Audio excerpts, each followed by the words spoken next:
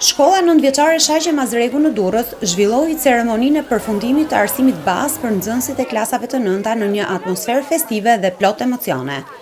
Ceremonia, e cila po kthehet në një traditë të përvitshme në shumë shkolla nëntëvjeçare, u shoqërua me aktivitete artistike dhe mesazhe falënderimi. Nxënësit kishin përgatitur fjalime të veçanta kushtuar mësuesve kujdestar, duke vlerësuar mbështetjen dhe përkushtimin e tyre gjatë viteve të shkollimit. E nderuar mësuese Alma, me rastin e përfundimit të rrugtimit ton 4 vjeçar, dëshirojmë t'ju shprehim mirënjohjen tonë për vitet e kaluara së bashku, për përkushtimin tuaj të pandërprer dhe për energjinë me të cilin keni ndjekur misionin e edukimit. Në një kohë kur shumë gjëra ndryshojnë me shpejtësi, ju keni mbetur një figurë e qëndrueshme, një pikë reference që ka ditur të mbajë gjallë seriozitetin e dijes dhe rëndësinë e karakterit.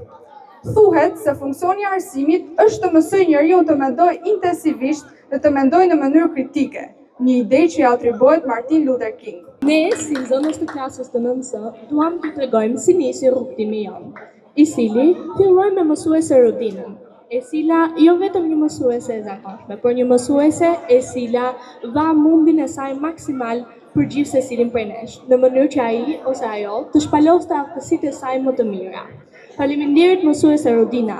Drejtoresha e shkollës Anila Gashi falenderoi prindërit për bashkëpunimin dhe mbështetjen e vazhdueshme, ndërsa uroi nxënësit për suksese në rrugëtimin e tyre të mëtejshëm akademik.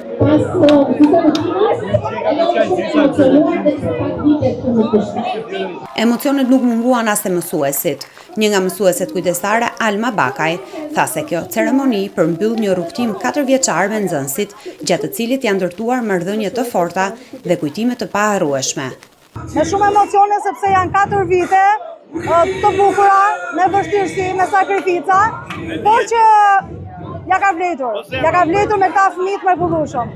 Pavarësisht çdo gjëje, unë uroj që kenë suksese, mbarësi dhe shumë fat. Pas përfundimit të ceremonisë, nxënësit do të përqendrohen te provimet kombëtare, të cilat nisin më 19 qershor me provimin e gjuhës shqipe dhe përmbyllen më 30 qershor me gjuhën e huaj. Për ta, kjo është një etapë e re drejt arsimit të mesëm dhe sfidave që i presin në të ardhmen.